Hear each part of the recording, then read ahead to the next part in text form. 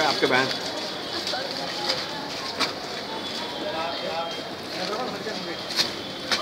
आपका कुछ कहना है इस विषय में?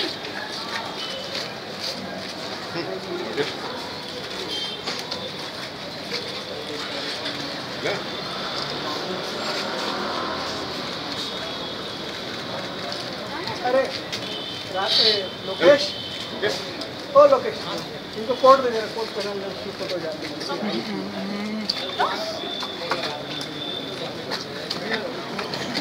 ऐसी कोट पहन करके ये अंदर घुसी।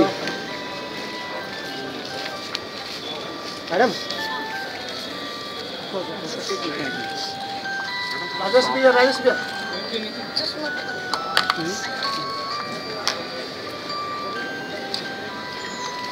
इसका मोबाइल बंद कर लो। आ जाओ। ठीक है, ठीक है। हाँ भाई, ये बताइए कि आपको वकील जी आना पड़ा कोर्ट में, किस बात का डर था? 4 महीने घर में ही होगी 5 बजे करीब। मैं अंदर आई, अभी कोर्ट में हूँ। 4 डेट निकल गई, मैं जहाँ जाती हूँ मेरे पीछे पुलिस वाला भेज दे रहे हैं अरेस्ट करने के लिए। आज भी मैंने आखिरी बार मैंने सोचा कि आज मैं ध्यान दूंगी कि चाहे कुछ भी हो जाए, इसलिए मेरे को स्ट्रेस में आना पड़ा। किस मामले में आपका बयान हुआ था? और मेरी बेटी का जो 12 साल पहले इन्होंने हत्या हो गई, उसी केस के सिलसिले में आई। क्या घटना थी, मतलब घटना क्या थी? मुकेश गुप्ता ने मेरी बेटी के साथ में शादी की। उसकी पहली पत्नी होते हुए भी उसने मेरी बेटी के साथ शादी की, जो कि एक सरकारी अफसर नहीं कर सकता, फिर भी शादी की थी। और उसके बाद उसको 2 साल के अंदर ही उसने इतना प्रताड़ित किया कि उसको मार डाला। अभी आपको और किसी चीज का भय है क्या? मुझे भय है अभी मेरे को किसी समय भी अरेस्ट कर सकता है। मेरे बेटे को 5-6 महीने हो गए, 6 महीने से अंदर बंद करके रखा हुआ बिना वजह से। रोज एक नए केस बना देता हमारे ऊपर। इनके ऊपर भी लगा दिया एक केस। मेरे ऊपर में 4 केस। बहू को, जो बहू छोड़ के चली गई है, उसको पकड़ के लाके उससे करवा दिया। नहीं, वो बैंकों में झूठे साइन, जो बैंक में अधिकारी के बिना साइन होता ही नहीं है, जबरदस्ती बोल दिया कि हमने साइन किया। आपको कुछ कहना है? अरे आदमी बता दो मुझे। क्या आपको क्या ये करके लाना पड़ा, भेस बदल के लाना पड़ा, क्या वजह? इसलिए कि उनकी लगातार कोशिश ये थी मुकेश गुप्ता की कि इनका बयान ना होने पाए, और इसलिए वो लगातार षड्यंत्र रच रहे थे और ऐसी स्थिति उत्पन्न कर दी थी कि इनको डराना। आपको मालूम होगा, 5 नवंबर को ये जब भिलाई से रायपुर आ रही थी तो 2 व्यक्ति इनके आसपास यात्री बनकर बैठ गए और इनको, जैसे यात्री बात करते रहे कि आप कहाँ जा रही हैं, रायपुर जा रही हैं, कैसे जाएंगी, वहाँ से स्टेशन से कैसे जाएंगी। उनका मैं कोई ऑटो पकड़ कर चले जाऊँ। बोले कि आप आंटी जी आप क्यों जाएंगे, हम है ना, हमारी गाड़ी रहेगी, हमारी गाड़ी चल रहा है।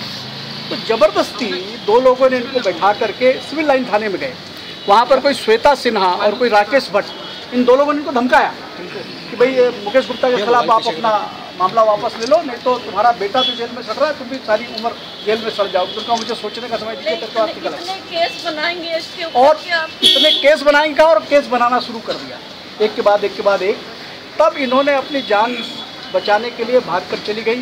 2 बार 3 बार 4 बार इनकी यहाँ परिवार में बयान होना था, नहीं हो पाया। तब हम लोगों ने एक प्लान किया, इनको बुलाया, ये बाहर थी, बड़ौदा में थी, इनको बुलाने के बाद एक स्थान पर रखा। उसके बाद आज इनको वकील का वेश बना करके यहाँ लाया, क्योंकि जब भी, अभी भी देखिए यहाँ 4-5 खड़े, जब भी यहाँ पेशी होती थी तो इसको छावनी बना देते थे। सादे वेश में पुलिस को यहाँ पर नियुक्त कर देता है ताकि एक जैसे ही घुसे इनको गिरफ्तार कर लिया जाए। अभी भी खड़े हुए हैं, 25 खड़े हुए हैं। 67 साल की महिला और यहाँ तक कि दुर्ग कोर्ट को भी प्रभावित किया, जबकि ये बताया गया कि इनको हाई कोर्ट ने एक मामले में जमानत दी और ये कह के जमानत दी कि इनकी 67 साल की उम्र है, इनके दोनों घुटने खराब हैं, इनका बेटा जेल में है, इनका जीविका का कोई साधन नहीं है, इसलिए इनको जमानत दी जाती है। लेकिन नीचे के कोर्ट ने जो दूसरा नया मुकदमा बना दिया, प्रभावित करके उससे जमानत नहीं लेने दी। तो लगातार कोशिश है कि इनके बयान ना होने पाए और इनको, माँ बेटे को, दोनों को जेल में किसी प्रकार से डाल दिया जाए। तो हम लोग चूँकि तत्पर और इस संस्था में काम करते हैं तो जन सरोकार के लिए लड़ते हैं, अन्याय के खिलाफ लड़ते हैं। और ये मुकेश गुप्ता, उसका इंटेलिजेंस, जो रोज़ बात होती है कि नक्सली इसलिए मार लेते हैं कि इंटेलिजेंस फेल होता है। यहाँ इनका इंटेलिजेंस काम नहीं कर रहा है और न मालूम क्यों mister zero tolerance Raman Singh इनको अपने नाकता बाल बनाए हुए हैं। हर असफलता के बाद भी उनको अधिकार देते चले जाते हैं, उनको ऊपर कुछ करते नहीं हैं। ऐसे आदमी को जो अपराधी वृत्ति का है, पुलिस के बड़े पद में नहीं रहना चाहिए, उसको हटाना चाहिए, ये हमारी मांग है।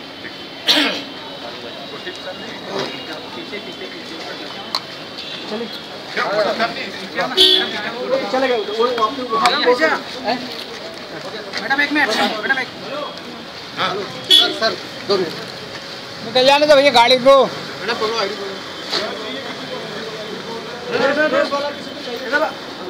दे दो कॉपी दे दो भैया हमको भी।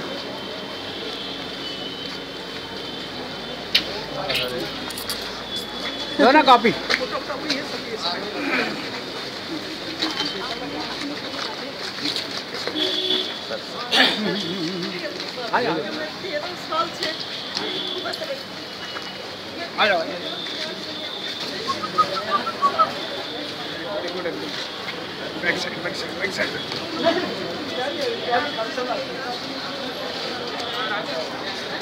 रोगी है, मानसिक रोगी है, इसलिए सब धंधे करता है।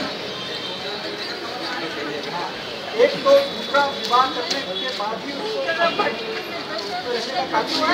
रोगी होने का उसको पद पर जहाँ मैं जाती हूँ वहीं मेरे पुणे जाऊँ, मैं बड़ौदा जाऊँ, मैं दिल्ली जाऊँ, मैं जहाँ जाती हूँ वहीं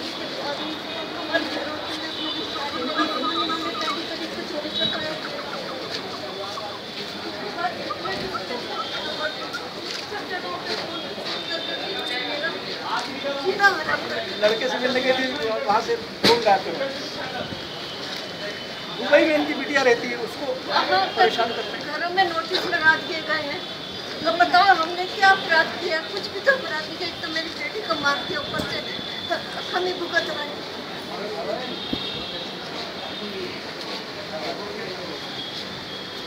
आपने मतलब बयान दिया और ये है कि आपको न्याय मिलना चाहिए और आपने अपील की है कि परिवाद दायर किया है, उस पर आज बयान हुआ है। यार तो मुझे 13 साल से मिलना चाहिए था, जिसके लिए मैं भुगत रही हूँ। अरे सबको क्या है, इन्होंने रमन सिंह को भी लिख कर दिया, बाकी लोगों को लिख कर दिया, कोई जवाब नहीं। अब वो बोलते हैं पुलिस में क्या रिपोर्ट करेंगे? सामने में जा जाके बैठे 6-6 घंटे हमको बिठा के रख दिया गया था। मुझे शर्म नहीं आई कि उम्र की महिला के साथ नहीं सड़क करना चाहिए।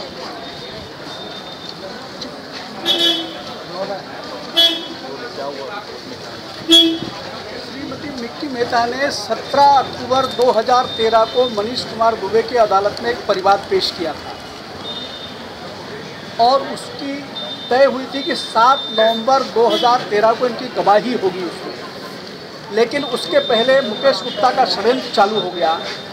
5 नवंबर को ये जब अपने घर से रायपुर के लिए अपने बेटे से मिलने आ रही थी, जो जेल में है और वो भी मुकेश गुप्ता के षड्यंत्र के कारण जेल में है, उससे मिलने आ रही थी। 2 लोग इनके आसपास यात्री बनकर बैठे और इनसे औपचारिक बात करना शुरू किया। आंटी जी आप कहाँ जा रही हैं, किससे मिलने जा रही हैं, रायपुर में किससे मिलेंगी और स्टेशन से उतर के कैसे जाएंगी? तो उन्होंने कहा मैं ऑटो पकड़ कर जाऊँगी। बोले आप कहेंगे ऑटो पकड़ के जाएंगे, आपके भतीजे हैं ना हम, हमारी गाड़ी आएगी, आप हमारी गाड़ी में चल आएंगे। नहीं, मैं ऑटो से जाऊँगी। तो ज़बरदस्ती करके जब ये उतरी तो इनको 2 लोगों ने पीछे गाड़ी में बिठा लिया और जब ये इस कोर्ट के पास आई, यहाँ मुझे उतार तो नहीं, बोले हमारी मैडम से मिल लो। इनको सिविल लाइन थाने में ले गई। सिविल लाइन थाने में ऊपर ले गई तो वहाँ पर एक महिला बैठी हुई थी और एक पुरुष बैठा हुआ था। बाद में महिला ने बताया कि मैं ACP है, क्या है, एडिशनल श्वेता सिन्हा, और दूसरा कोई राकेश भट्ट। इनको धमकाया, इनको ये धमकाया तो उन्होंने मुकेश गुप्ता के खिलाफ जो परिवाद किया वापस ले लो, नहीं जैसे तुम्हारा बेटा जेल में सड़ रहा है तो जिंदगी भर सड़ा देंगे, तुम्हारे ऊपर ये तमाम केस बना करके सड़ा देंगे। तो उनका मुझे सोचने का समय दीजिए और करके निकल आई। और उसके बाद लगातार वही जो कहा था वो करना शुरू किया। कभी यहाँ से गायब हो गई, मतलब इनको लगा कि अब मैं यहाँ रहूँगी तो मुझे मार दिया जाएगा या प्रताड़ित किया जाएगा, तो चली गई।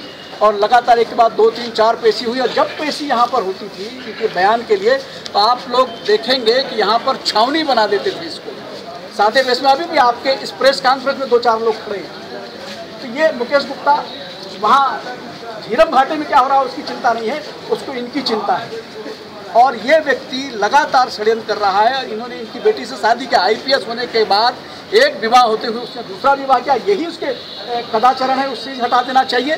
और मुझे लगता है ये मानसिक रूप से बीमार व्यक्ति है, इसका इलाज चल रहा है।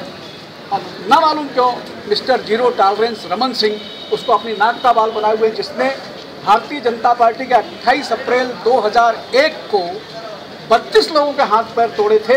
आज इनका बहुत खास आदमी बना हुआ था, उस समय अजीत जोगी के लिए काम करता था, आज रमन सिंह के लिए काम कर रहा है। उनका काला सफ़ेद जो कुछ वो चाहते हैं वो कर रहा है, इसलिए उसको बना कर रखे हुए हैं। इंटेलिजेंस का बराबर लगातार फेलवर हो रहा है, आदमी हमारे मारे जा रहे हैं, लेकिन मुकेश गुप्ता का कुछ बिगड़ता नहीं है।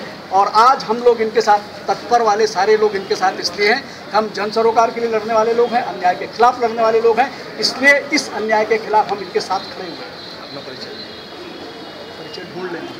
इनकी बेटी भी है ना मुकेश गुप्ता और विकी गुप्ता की, जिसके DNA टेस्ट की। हाँ, DNA